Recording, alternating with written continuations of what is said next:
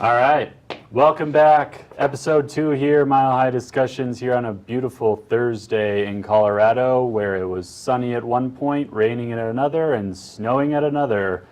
Welcome to springtime in Colorado.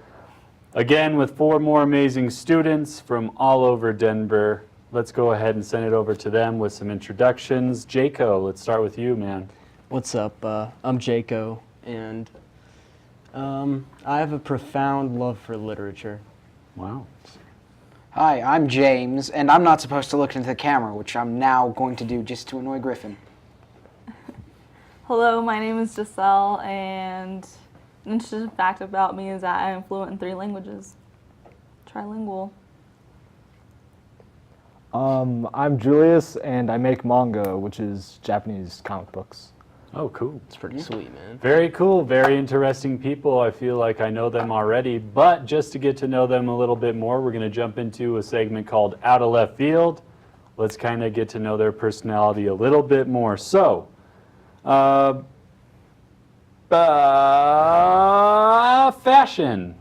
hairstyles, it's all around us. You all 3 of the gentlemen here have long hair. Got a man bun going on. I can't flip it. We've got 2 other long hair. Giselle's got kind of a bun thing going on. Tell me about it. How long did it take you to grow your hair out? When you decide it was okay? For instance, 5 years ago, beards weren't too in. Now they are. Guess who You're has a sporting beard? one, yeah. This guy. It's a pretty nice beard. So Well. what prompted you all to do this? Just the guys. We'll get to Giselle and.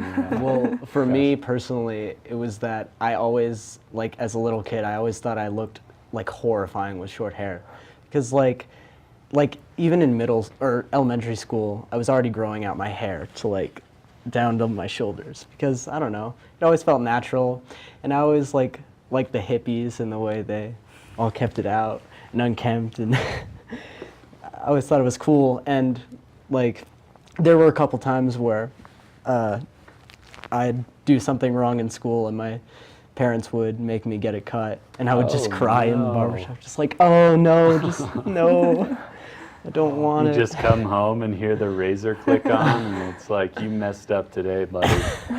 That's funny. James? I used to have it short up until like second grade-ish, and then I just like stopped getting it cut and kept it long for a while. I've had it short a couple times, like for school plays and stuff, which I don't really like having my hair short. It looks pretty terrible short. What's so bad about it? Does my hair look terrible right now? Well, no, I'm just saying, I've been told by a lot of people my hair just doesn't work when it's short. I don't know. My mom's currently advocating that I get a haircut, which is... Just be your own man. You don't need to listen to what they say. Do you think that your fashion is influenced by what a lot of people say about it? Or is it just whatever reflects your personality? I wasn't expecting the Spanish Inquisition here. Oh. It's just something I've always done. I've always grown it out, and a lot of my friends really like it that way, I guess. It's something Do you like it that way? Yeah, I like it long. Do you love it that way? Yes, I guess. Okay. Maybe. Maybe. Hot and cold. What about you, Julius? Well, I have Native American background, and my dad has really long hair that goes down to like halfway on his back, and I was kind of raised that long hair is sacred and where the spirit lies. And also, it used to be down to my waist when I was like 9. Wow. And I got it cut once when I was 5, once when I was 10, and then like 3 times in middle school maybe. And I'm trying to grow it out so it's down to my waist again. I don't know, I just like it long. That's crazy. it looks I cool. look like a dirty mop top. I get so sweaty and I'm just like, I can't do it. I look like I'm just horrified. Okay, Giselle, you're a very fashionable young woman. Tell us about your fashion sense or your hairstylings. Well, pertaining to my hairstyle, I feel like it's always been long. I feel like it was influenced by my dad, especially when I was little. Every time that I would cut my hair, for some reason, my dad wouldn't be accepting of it. Like, he would get super upset when I cut my hair. I guess it was just a thing of his culture, you know, that women were supposed to have long hair. So then it was just would happen. And then as I started developing my own fashion sense, I just started having long hair because you could do different things with it. You could have it out or have it up like I have right now. I wish I could get in on this communication with you or conversation with you all, but I just Yeah, I liked how several times feel throughout the like you conversation you can't just kind of understand. Yeah. instinctively like, I had my hair long when I was 13, 14 years old, and it just looked like a giant bell on my head, like a big black sweaty bell. Let's just move on to something else. So fashion, we were talking a little bit about James and how you're influenced a little bit by your peers.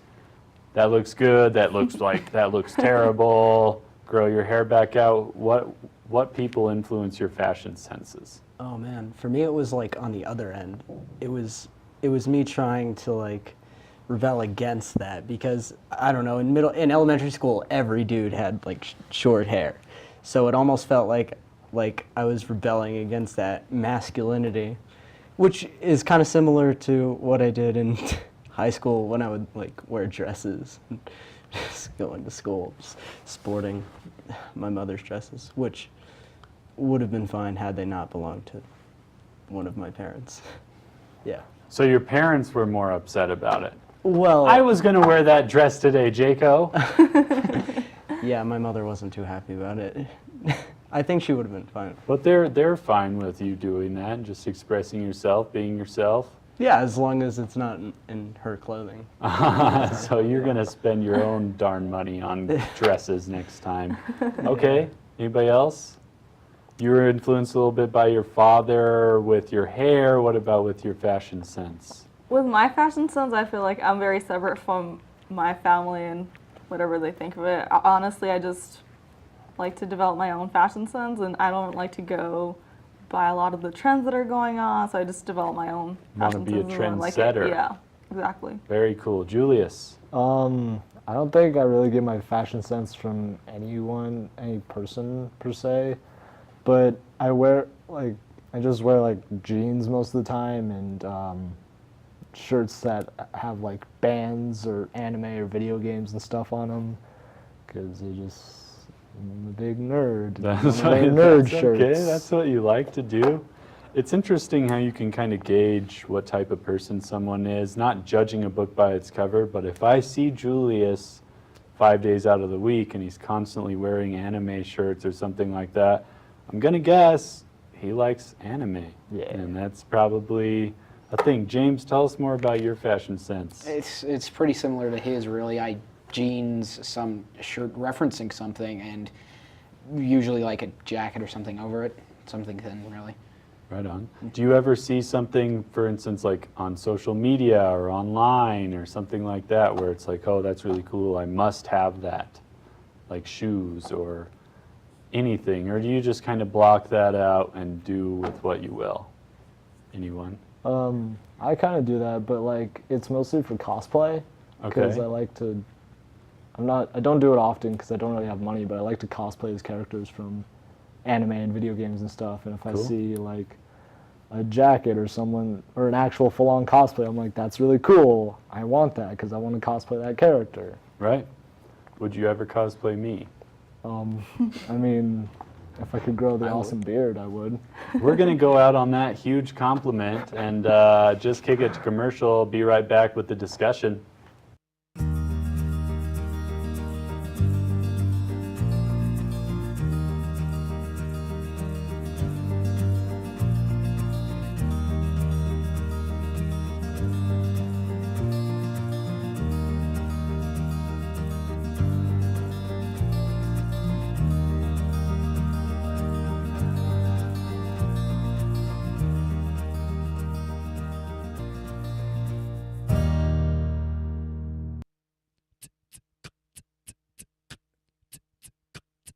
There's times when you wander and ponder all the labels you've received. Believe me, I've got a few.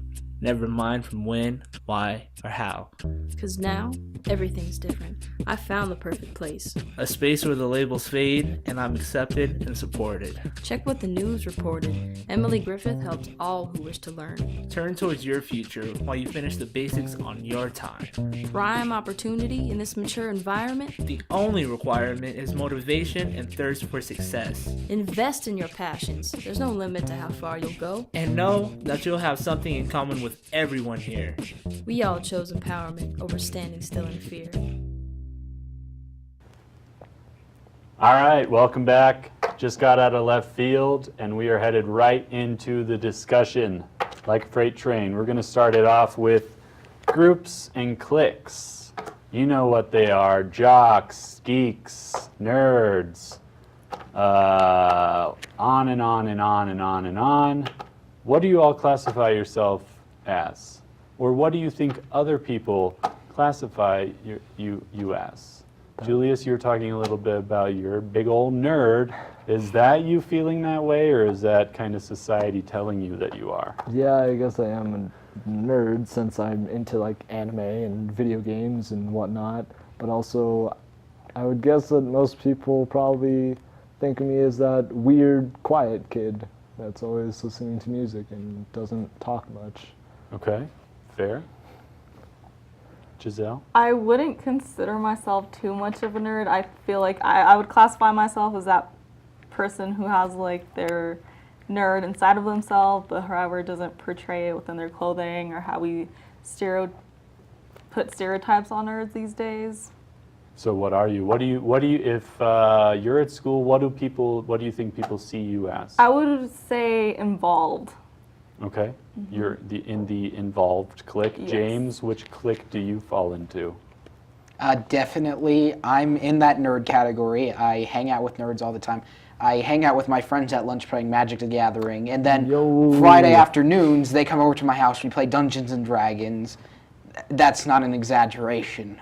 I wish it was. Okay. No so- offense. No offense to who? My friends who I'm going to show this to. You're a huge nerd, and that's okay. Well, Fine no, with because I that. just insulted my friends on recorded television. Well, That's what friends do. Jaco. That's fair. Well, back at DCIS, as you may know, going there, it's sort of a larger environment than my current school in that, you know, this large population is flooding into the school, so it does sort of demand that need for like groups and like dividing it into different, you know, like demographics of people. I mean, but at the school I'm currently attending, it's more the case that since it's so small, all of the kids are just sort of in one simultaneous effort to get through it, which I appreciate. And it doesn't feel so much like a clique, but more like, I don't know, a community, I guess. I would have loved that to be at my high school, kind of a scenario like that. I want to say this right now to you all. These stereotypes that you kind of find yourselves in right now, those almost automatically leave you when you leave high school. I'd never walk around my day-to-days and be like, I'm a jock, where like, sure, I played sports in high school, but I never identified with a jock, like being a jock or whatever, but that's kind of what people saw me as.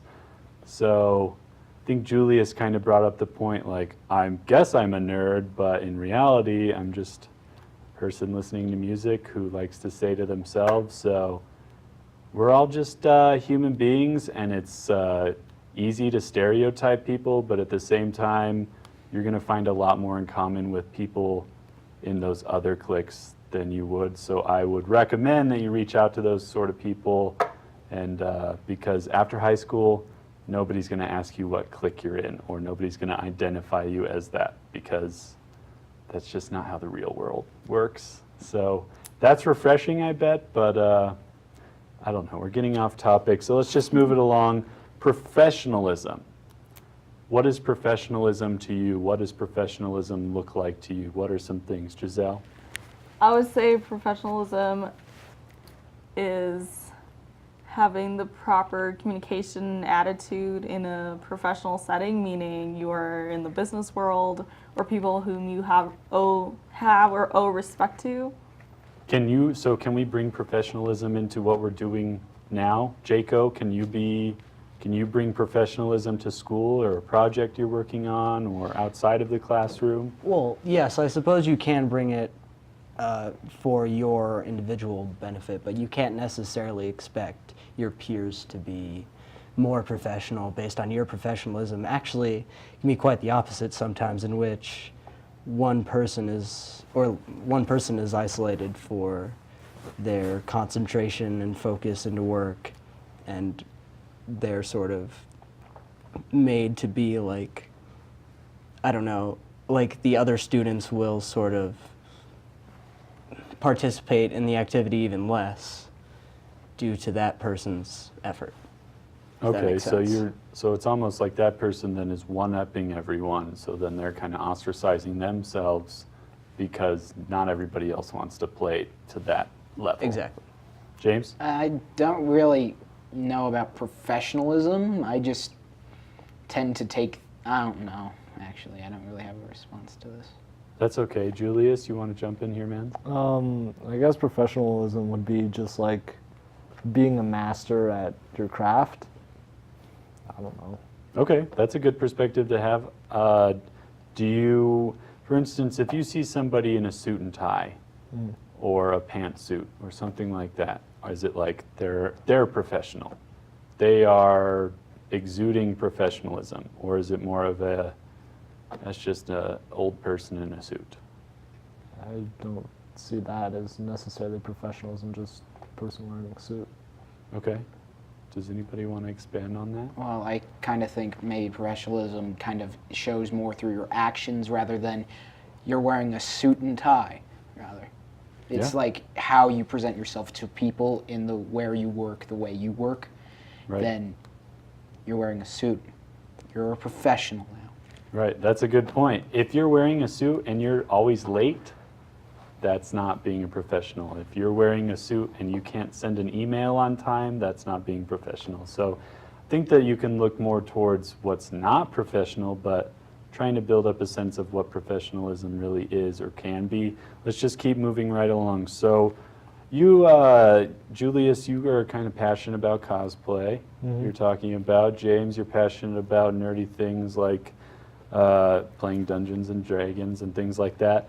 Do you think that passions of yours, let's really quick, Jaco and Giselle, what are you passionate about? Poetry. Okay. I am passionate about making a difference in the world and acquiring all of my goals, such as to become a pediatric surgeon, and then it's a high soaring goal, but I'd like to open my own hospital. That's awesome. What can you do right now, though? Right now, basically, what I'm doing right now is becoming involved as much as I can in my community, you know, getting myself out there, letting them know that I'm here, and then also just staying and being educated so that I can reach those goals. Nice. So, building off of that, your passion, is that something that you should pursue as a career? Or is that unrealistic or financially kind of unintelligent for you to pursue a passion, for instance, like breakdancing? I was never really one to breakdance, but I knew some people who were really passionate about breakdancing and they wanted to like make that a career. I don't know if it panned out for them or not. What I'm getting to is, can you and should you make a passion your career? Yes. Okay, tell me more. Screw being realistic. Follow your dreams. Do whatever you want to do, and do it the best you can, and do it as long as you want. Just do what you want to do, and then you'll be happy. You sound really excited about this. Tell me more. Where did this all come from? I mean, Shia LaBeouf, apparently. Just do it. I don't know. Just being realistic often like crushes dreams, and will stop people from pursuing their dreams. But that sucks and it's sad and that shouldn't happen. People should follow their dreams and do what they want to do because it's what they want to do, not because they need money or not because someone else told them they have to do something. People should do what they want to do because it's what they want. Right? Great. Jaco? Yeah, I feel I agree with him in that what drives us as humans are our passions, and I feel like in life we have to keep a momentum or we'll cease to be motivated by anything. And whatever we're passionate about early on in life, I feel that's a sign of just what we're interested in. It speaks to our personalities or, our interests, and obviously we'll benefit from taking part in what we believe is the most suitable for us. You were right? speaking earlier about the dress wearing and how your mom wasn't okay with that. Is that sort of one of your interests and something Like that nonconformity. could be related to your passions? I would say so, yeah. I think that rebellion will have a lot to do with like what I choose to pursue, just because naturally we live in a system, so whatever I choose will give me certain freedoms. So I'm guessing I'd choose something with a lot of freedoms. So Really great points. James, jump in on this one. man. Well, this is actually something I think about a lot. Like, I'm into a lot of nerdy stuff. So I'm into books, TV shows, all this animation type thing. And technically, that's not a great field to be in because there's a lot of competition or it doesn't really pan out for a lot of people. But the way I want to pursue these passions is because a lot of the books, the television shows I watched all gave me just this kind of drive, this kind of more sense of knowing things that just really got me through some more difficult times. And I want to be that to someone, to have created something that people can look to at the end of the day and like, everything's not perfect right now, but I have this. That's a great point, and the point that you made just a few moments ago where you say it's a very competitive field and so many people are trying to do it, but I dare you and I challenge you to ask someone who has been successful in those fields, and I guarantee that they will tell you some of these words. Resiliency, had to stick it out, I had to grind it out, I had to keep going. It's never going to be easy in fields like this, but the people that do make a difference are the ones that kept going. Rent is due, okay, keep going. Okay, now the power's off, keep going. Now I'm out of ramen noodles to eat, gotta keep going, and then finally you kind of burst through. So yes, it is competitive, but at the same time, resiliency is always the key to those sort of things, especially like Julius was talking about. If you're following something that you're genuinely passionate about, that's your fuel. That's what's going to keep you going. And what you said, you want to be that to somebody else, that should be your fuel as well. Giselle, I know you have such a distinct goal in mind down the road. I'm just interested on what you're doing and what is fueling you right now, so that goal isn't getting pushed farther and farther away. Well, I just go with the mindset, if you're truly following your passion, then you're never going to regret Mondays. As a society, we regret Mondays. It's the start of the week. We just want to get through the week. However, if you're truly following your passion, you're always going to be looking forward to Monday because you're going to have that driven passion to go and work and do what your vocation is in life. Sorry, go ahead, finish. Sorry. And what drives me in life is that I have a path, and things may pop up here and there, flowers, weeds, but you just learn to work with it. And smell those flowers along the way. We're going to run into commercial really quick. Be right back. Welcome to Nerd Necessities Network. You're probably thinking, what is Nerd Necessities Network? That's a good question. Nerd Necessities Network is a premier DPS TV show all about nerdy people, places, and things.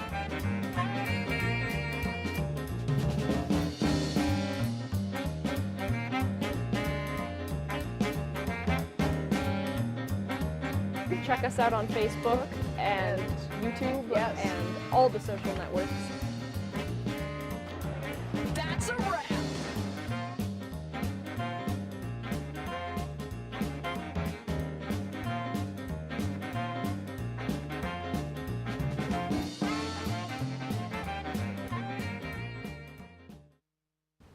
Welcome back. Rounding out the show here really quickly before we move into our final discussion in 2 cents, just want to extend a happy birthday wish to James. Happy birthday, 16. Yes. The big I 1-6. wasn't really expecting this.